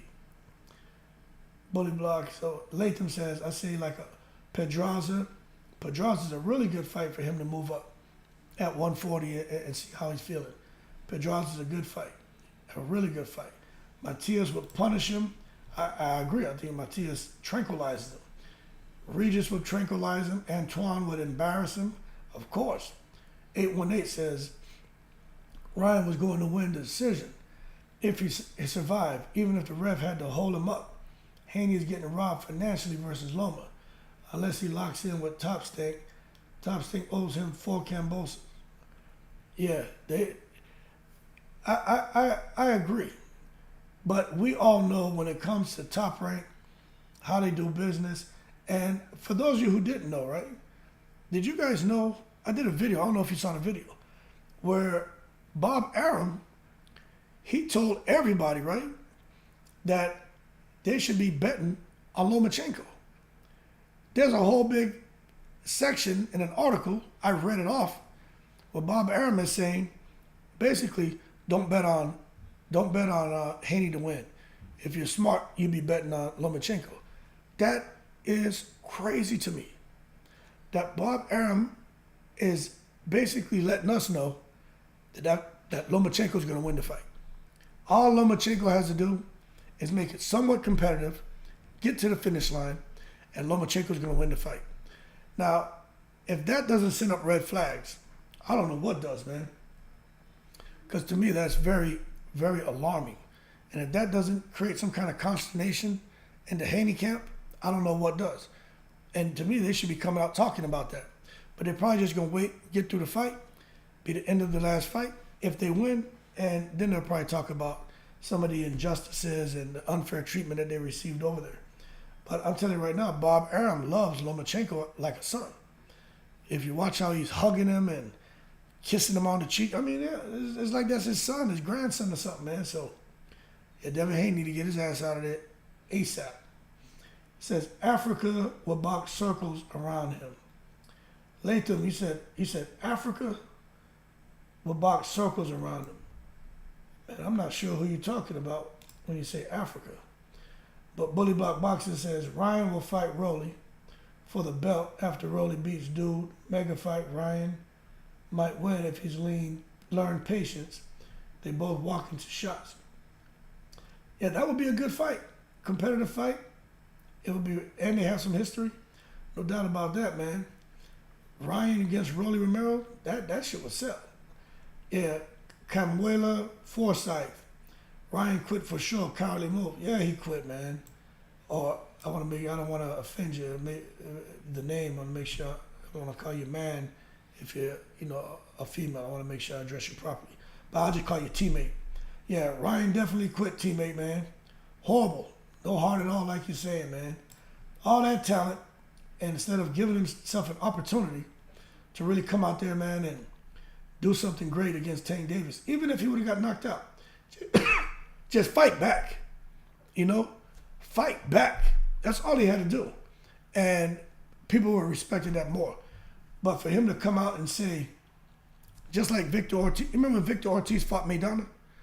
And Maidana, it was back and forth, right? Maidana banged him up, messed up his eye, right? Couldn't continue, right? He was hurt. He said, I don't know if I should be getting beat up like this. His career was never the same after that. He vowed to come back with vengeance. He did come back, didn't win a belt. He looked great against Andre Berto. He had a great moment in there against Floyd Mayweather, then the headbutt, and Floyd tranquilized him. But it's the same thing what we're seeing with Ryan Garcia. He's going to go back, and I'm sure that's going to haunt him that he openly said that he quit. And boxing fans are going to remind him that he quit. And he may come back, and he may win a title at 140. He may do something great. But once things get thick in that ring, he's going to quit again. If you quit one time, you'll quit again, right? And he has quit him, and he showed he has quit him. And that's just bad medicine. Bad medicine, man. It is what it is. Everybody going to be in Ryan's head now for not getting up. He got to tell the fans a good reason why he didn't get up. He said he didn't get up because he knew that he'd probably get hurt, and he didn't want to get hurt. He didn't want to go out like that. And he said so he chose not to continue. That's what he said. Those aren't my words. That's what Ryan Garcia said. So he already told everybody why he didn't want to continue, because he knew he was going to get knocked out basically, and that's just crazy. I seen that it's like they're tipping to give a win to Loma. Yeah, Latham, it's already happening. Devin had to tend to him to get a split decision. Yeah, Devin has to knock him out to get a draw. You know what I'm saying? Horrible. Teammate Forsyth says Devin versus Tank. Tank KOs Haney easy. Yeah, I think Devin clips him, no problem, man. I like Devin. He can box. At some point, what happens when Devin gets hit? He's going to get hit. Tank can box, man. Tank can really box. He controls the outside. He controls the mid-range. He gets in close when he wants to. And from in close, he comes out back to mid-range, and he can explode back inside fighting. Lets his hands go. He can hurt you with both hands. So, yeah, I just think anybody fighting Tank Davis right now, it's hard to go against Tank Davis. Ryan was supposed to let Tank come to him and counter, left cross, stick and move against a power puncher. Yeah, he was supposed to do that, but he was also supposed to try to control the distance and just work behind his jab, remain disciplined, and just take it one round after the next. He said the fight was getting boring, and he said he made a choice to just mix it up. That's what he said. I said, you know what? Let me just go ahead and let's just basically have a gunfight in here and see what happens. And he said, well, he lost that battle. It was a bad choice. So Ryan Garcia, that shows his lack of experience and his lack of maturity, because he went out there and got over anxious and jealous and zealous, and he paid for it dearly. I think that's a lesson he'll take forward into his next fight, but we'll see. Latham says Rosado said he hanging it up and turning to teaching youngsters. Yeah, man, Rosado had no business in that ring. Now, you know how I say, man, lightning doesn't strike twice in the same place, and a fly doesn't land in a bull's ass twice during fly season. You know what I'm saying? You may catch the bull sleeping the first time, but the second time during fly season, fly's not getting in there. And the same thing with Rosado fighting the Beck bully.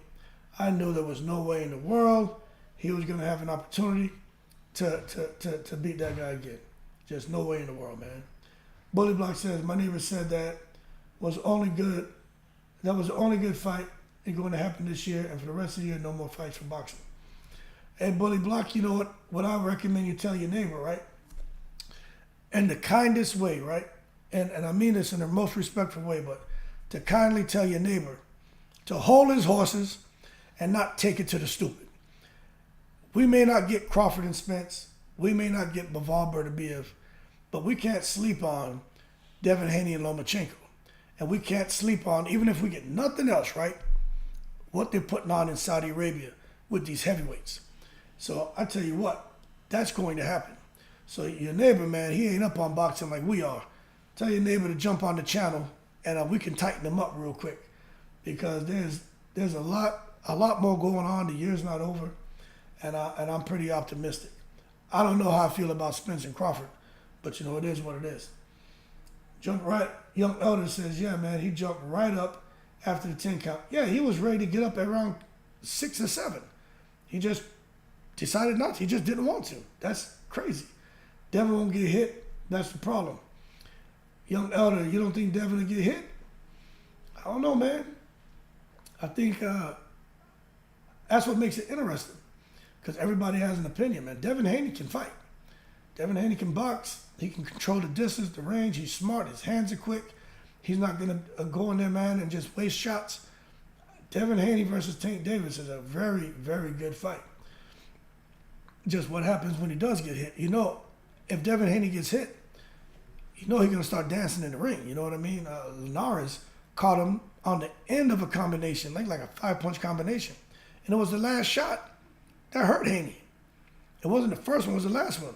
So if that hurt Haney, you can only imagine what happens if Tank hits him with them small gloves that they're wearing. But then again, he's going to have to catch up to him. And Devin Haney's not going to sit there and make the mistake of just keeping his hands down and trying to go into a gunfight with him. Devin Haney has the same patience Tank has. Devin Haney doesn't let the crowd boos get to him. Devin Haney has a lot of experience in sparring sessions and in actual fights.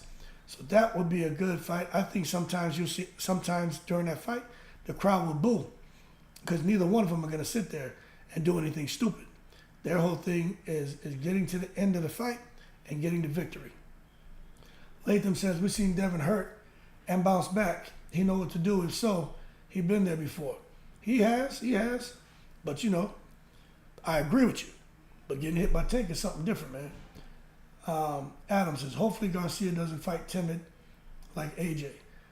You just don't know. I think he will if he doesn't learn how to throw that right hand and somebody takes his left hand from him and the ring starts getting small, because now he finds himself getting walked down, the ring getting cut off, somebody, you know, shots grazing by him. Like Tank was throwing shots that were just barely missing him. And those shots weren't getting that close early in the fight.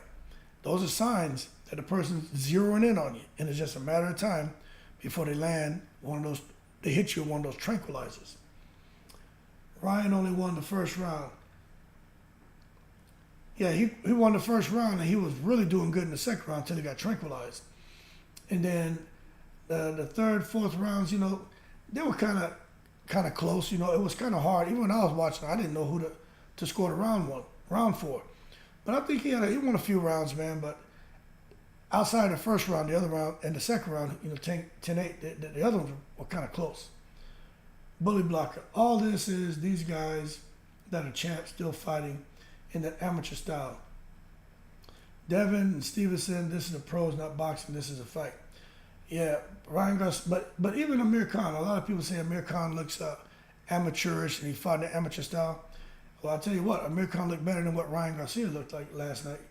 Amir Khan could box and fight. He may throw a lot of punches and shoot. He may have shoe shined, but Amir Khan, he could fight, man. So I think that's an insult to say that Amir Khan and Ryan Garcia fight similar. Speed-wise, yeah, but they're not the same fighters. Plus, Ryan Garcia has more pop than Khan, but Khan had pop too. Bully Block. He said that Anthony Latham's telling Adams, I don't think he will. Bully Block. Devin won't get KO'd. I don't know, man. Can't never say never. But one thing we can say is Devin's not KOing Tank. But you can't say Tank won't KO Devin Haney. Come on now, let's hold our horses on that one. Latham says, salute everyone in the hood. Gotta get up early, everyone be easy. All right, Latham, take care of yourself, man. 9:16. I gotta jump off of here in a minute myself. Bully Block says, Haney need to leave those belts and move up. He looked dead and weight drained.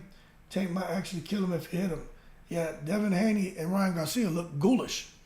You see, man, when that face sinks in and the eyes and everything look like it's sunken into the back of their head, that's not good. But that being said, man, make sure y'all hit the like button. For anybody who donated, I appreciate it. I got about 10 minutes. We can talk about anything y'all want to talk about. Whatever y'all want to talk about boxing-wise, it don't have to be boxing, but then I got to jump off of here.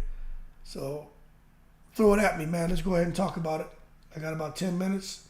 Just type it in the comments, and let's go from there. But I already told you, I don't think Tank is the face of boxing. I think for Tank, he needs to be consistent across 2 or 3 more fights where the pay-per-view numbers are showing, kind of reflecting what the live gate reflects. If Tank can get his pay-per-view around 500,000 consistently, and that would mirror the performance of the live gate, yeah, Tank definitely may be it'd be hard to say that he's not the face of boxing. But I think he's must-see TV, no doubt. Dillian White getting called out. Who? Oh, you're talking about Dillian White and Bacoli? Of course they want to fight Dillian White, man. Dillian White ain't nothing but a gatekeeper right now. You know what I'm saying? Dillian White's a joke. Dillian White's trying to fight AJ because he want to get a handsome payday. But Dillian White, man, he ain't nothing but a gatekeeper, man. Young Elder says, my money is on Devin as a face of boxing. I think Devin could be the face of boxing. You know what I'm saying? But I think people still would favor Ryan Garcia as the face of boxing. And the reason I say that, man, is because, man, being professional is really important. When you talk about representing someone's brand, even your brand, for Devin Haney to become the face of boxing, he's got to clean up, you know, the way he's talking, his posts on social media. You know, he's got to get that under control, because if someone wants you to represent their brand, they look at all that. You know what I'm saying? And I'm not saying he can't.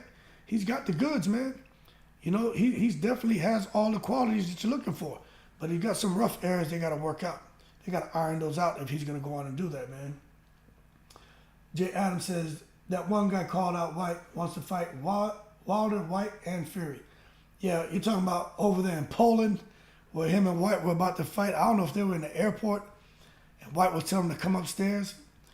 That was hilarious, man. They were acting the fool over there in Poland. You know, Poland not the place to be acting like that.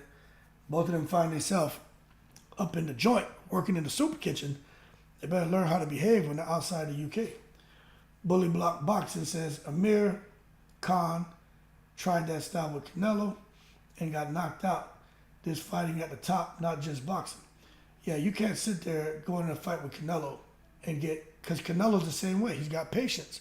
He just sat there, man, let Amir Khan get some shots off, remained calm, walked him down, and then set him up. You know, was thrown to the body and just came over the top with the right hand, a looping right hand. Amir Khan thought he was going to the body. He went for the feint, didn't even see it coming, and got clipped. and got embarrassed, man. And that was a vicious knockout. Okay, what else y'all want to talk about, man? Talk about anything. Anything at all, man. But the rehydration clause, I'll tell you what, man, I think that was crazy. I understand being the A side, but I think that I think Tank could have beat him without that rehydration clause. Adam says, "Oh, I thought they was at the T-Mobile Arena when the fight took place." No, I saw the video. I think they were in Poland because they were saying, at least in the caption, they said they were in Poland, acting a fool in Poland, man. That's crazy. Bully Block says, Devin ain't the face of nothing. Get some KOs. That's the face. Well, he's young enough, man, where he can evolve into that. But we'll see. Tank gonna fight any brothers anytime soon? You know what, man? We're talking about Tank at 135, right? Let me pull something up because let's see what does Tank have. Okay, this is 130. Oh, let me see. This is 135 right here, right? Tank has Haney. He's got Martin. Man, when we come look at the names, he got Stevenson at 135. Lomachenko, Stevenson, Frank Martin. Well, I'll tell you what. Look at this. Look right here in the WBA column. You got Tank and Ryan Garcia just fought. So the next fight for Tank should be Devin Haney or Frank Martin. So the next fight for Tank, look at that again. That WBA column, right? It should be, because he beat Ryan Garcia, who's in the number 1 spot. Frank Martin's in the number 2 spot. So Martin and Tank should get it on, or Tank should be fighting Devin Haney if he can beat Lomachenko. Now, that we sat there, we broke that down. That's where we're at with it. You know what I'm saying? Bishop at Hood, Boxing, salute champ, and blessings. When will you be breaking down the Canelo John Ryder fight? Liking the consistency of the content, 100% respect. And I appreciate it, Matthew Bishop, man. Probably tomorrow, Tuesday, because I just finished this PMP certification, man. So I was studying for that and taking that course. I did this 5-month course and just got the whole thing done. I finished it last night, and tomorrow's the last live session. So I'll have a lot more time on my hands. So I'll break that down because I haven't talked much about Ryder and Canelo, and I want to. But yeah, no, I appreciate the feedback, man. I really appreciate that. I get a lot of I get feedback, but not a lot. And these other channels, I see people getting, I don't know, man. I wish everybody the best of luck, but sometimes they don't really talk about anything, man. And people just be giving these guys all this money. And sometimes I be questioning myself, like, damn, am I doing something wrong? You know what I mean? Maybe I should shave the beard off, cut the hair, you know what I'm saying? And come in here and get the clean cut look, put a tie on. I don't know what to do. But I enjoy doing this, so I'm going to just be myself, you know what I'm saying? But very soon, I'll probably be returning to work. I've been retired for 4 years. But I got an opportunity to do something, make some good cha-ching. But I may do that. I'll be working from home too. But if I'm doing that, my videos will probably be done more in the evening time because I'm going to be committed to whatever I'm doing 100%. But it'll be easy money, easy life. You know what I'm saying? But I'll keep the videos coming. Right here, he says, Young Elder, the Ghost Frank Martin. That's the fight, man. That's the fight to make for Tank. Frank Martin's right there. Garcia was number 1. He got clipped. Garcia's going to drop down. Frank Martin, and plus he's going to 140 anyway. Frank Martin's number 2. He should be right there on Tank. If Tank and Devin Haney don't fight, because Tank should be the mandatory to Devin Haney, right? Let's make sure, I could be wrong. But when we look at this, Tank Davis, he's either going to fight Devin Haney or he's going to be fighting Frank Martin. It's pretty simple. That's what it should be. But we're gonna see if that's how it plays out. But Frank Martin is a monster, man. Frank Martin and Tank Davis, man, we may see Tank get knocked down in that fight. I ain't saying knocked out. Careful. Listen to my words. We may see Tank get knocked down. Because they're both left-handed, about the same height. Their left hand can come from any angle and hit you and knock you out. But that's the fight. So we're going to talk about that, man. Let me see what we got here. Bishop says, Haney and Tank both 29-0. Hey, that's a great lead-in to the fight. You know, these guys and the records and the fact that Tank and Earl Spence, the relationship there, then Tank and Earl Spence are real good friends, but not Tank's fighting Earl Spence fighter. That would make for a very interesting storyline. Bully Block Boxing, Tank probably gonna fight Cruz.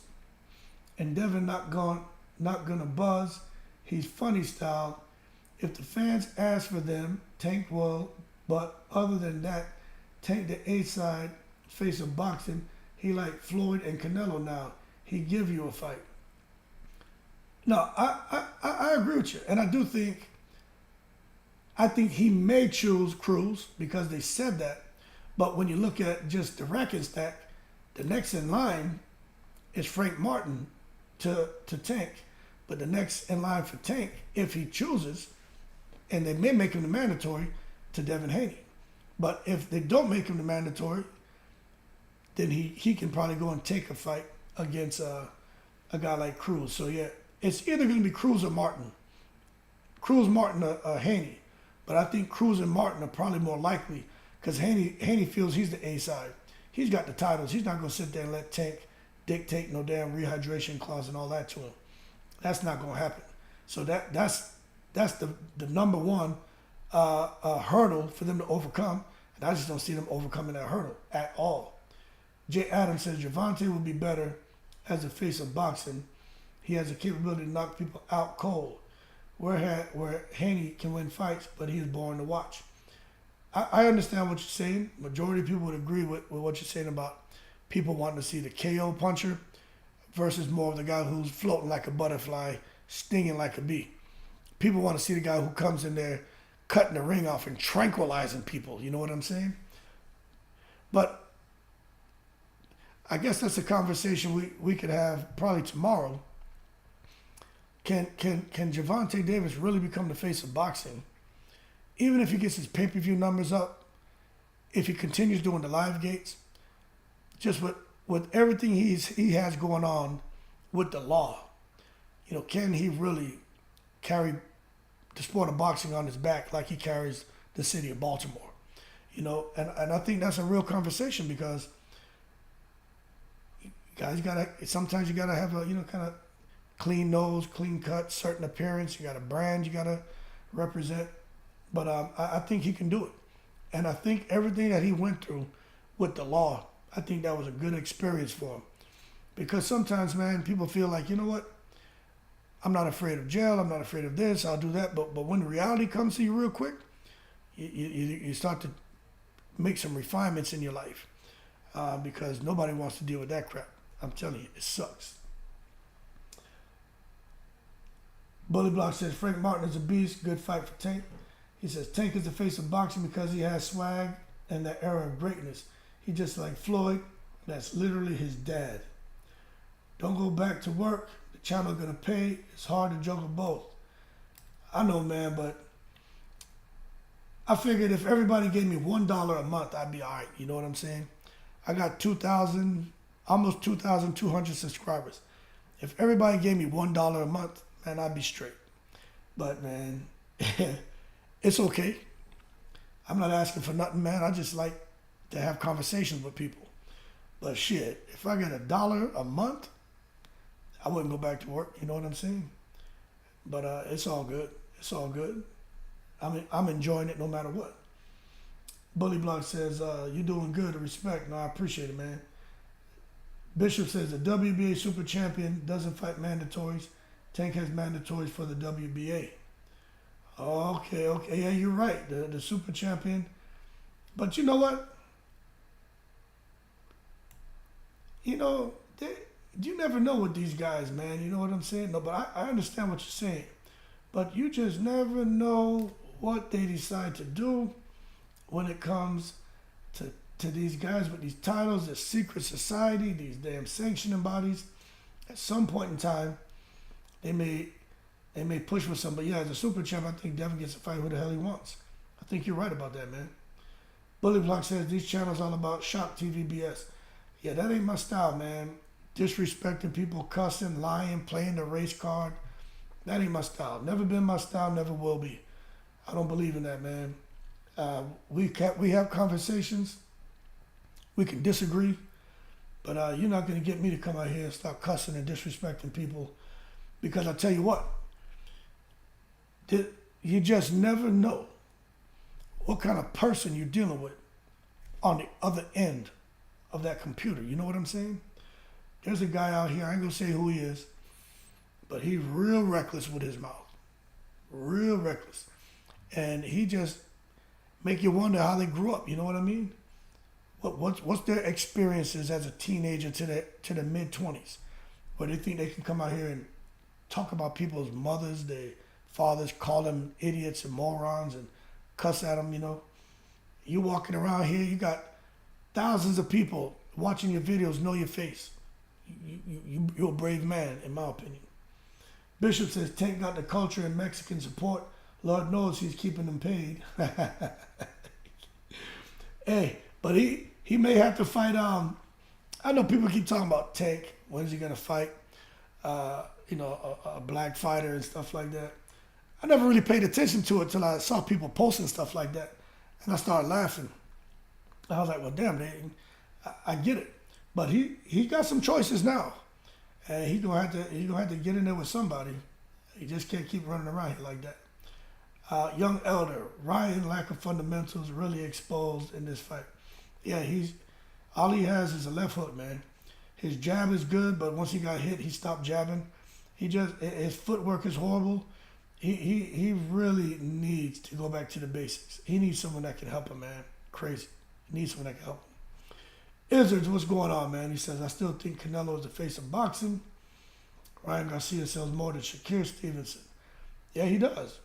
Yeah, and I do agree. Yeah, Canelo, as long as Canelo's around, nobody taking his place right now. They're not going to supplant him as a face of boxing. That's like saying, that's tantamount to people saying Canelo is the face of boxing when Mayweather was still around. Now, it's good to say that, Canelo's being primed to go on and become the next, but I mean, people took it to the stupid on that one. But once Floyd exited, the scene, Canelo did bubble up and take that position, and he ran with it, and he's been holding it down ever since, man. And yeah, Garcia, he does sell more than Shakur Stevenson, man. Shakur Stevenson, you guys coming out the Olympics doing great things, and you just would figure their profile would be so much bigger, and they would be marketed a lot better. I'm not saying he's marketed poorly, but how come these guys aren't on cereal boxes? How come these guys aren't out here on like a Dancing with the Stars? Why aren't they doing stuff like an American Ninja Warrior or doing different talk shows? Like, to me, I don't know who's out there as their agent, but damn, get these guys out there, expand their profiles, man. I really think they need to do that. Bully Block says, bro, just ask for it. Closed mouths don't get fed. I'll throw you $1. Good content. And I know everybody else will too, champ. Yeah, maybe I will, man. Maybe I will. But I don't know, brother. I don't know. Canelo really is the face of boxing, but still, Tank is the next, or their Canelo. Canelo really is the face of boxing, but still, Tank is the next, or their Canelo need a win and a KO. I think I know what you're trying to say is Canelo's still the man, Tank's up next, but Canelo needs to start getting some KOs. Yeah, because Canelo's he's not clipping people like he was before. But look who he's been fighting. Matthew Bishop. Tank's fencing and defense made Ryan no dimensional. Ryan couldn't even throw a basic 1-2 combination. Takes fencing and defense made Ryan no dimension. Ryan couldn't throw the 1-2. And when he threw the right hand, he was off balance, man. It was crazy. He was all off balance, man. It was absolutely crazy. But I agree. Jay Adams, I'll send you 5. Yeah, I appreciate it, man. Nobody has to do anything. I'm just saying, what I was doing is putting y'all in my mind. You know what I'm saying? It's like, this is therapeutic, But if I'm going to do this permanently, it's like, I see some of these guys saying, I got to make $1,000 today. Like the goal is to generate $1,000. And man, I don't have it in me to put no crap like that out there. You know what I'm saying? I know how it is for some people, man. I come here for the conversation. I'm not that guy. You know what I'm saying? But maybe I just say, hey, maybe I'll mention a little bit more, man. Hey, give $1 a month, something like that. But if this channel keeps growing and just, let's say I get up to 10,000 subscribers and I get $1 a month, I mean, that's all right.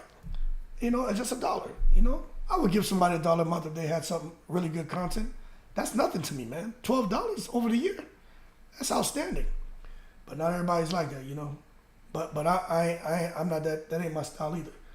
You know what I'm saying? Just come on out here, let's have a conversation, eat some good food, and chill. Bully Block, salute, champ. I'm out. All right, Bully Block, I appreciate it, man. Enjoy your day at work tomorrow. Matthew Bishop, I like David Morrell calling out the Mexican monster. He ain't waiting on Big Nello. Hell no, David Morrell and Benavidez, that's a problem. That's a problem.